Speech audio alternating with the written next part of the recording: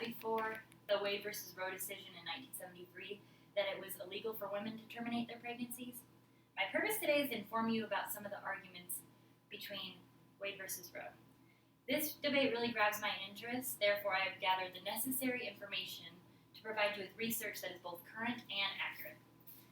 Roe versus Wade made it legal for women to decide to terminate their pregnancies up to 24 weeks. After today, you will have some information to help you choose whether you would want to oppose or support the decision. Let's start with some reasons people may oppose the decision made in 1973, and we'll finish by explaining why some people choose to support the Wade versus Roe decision. With our layout in place, let's get into some opposing reasons.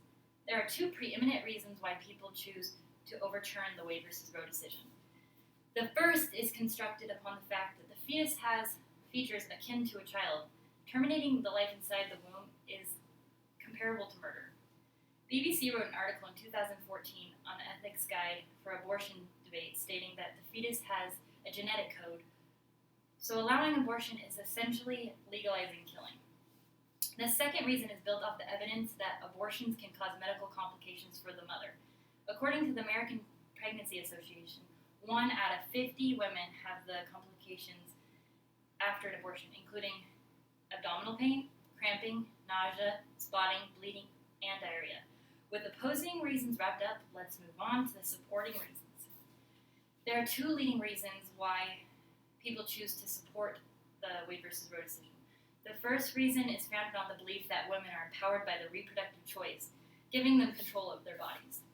According to the pro argument posted on pro.com.org, the country's leading resource known for using professional researchers, former Supreme Court Justice Sandra Day O'Connor, wrote in 1992, Planned Parenthood versus Casey, the ability of women to participate equally in economic and social life of the nation has been facilitated by their ability to control their reproductive lives.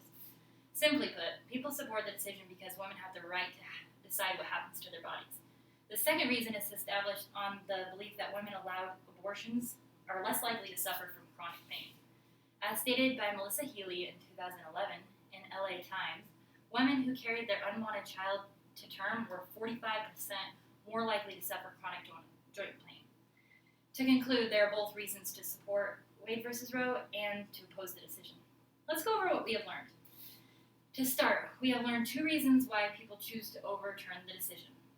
The two reasons being that termination is comparable to murder and women have medical complications following the procedure. Additionally, you have learned two reasons why people support the Wade versus Roe decision. Supporting the decision can help empower women, giving them control of their bodies, and it can avoid long-term chronic pain from being denied the abortion. The Wade versus Roe decision brought up the argument to allow for an opposing side and a supporting side. Now you know a major debate was had to put the Wade versus Roe decision in place in 1973.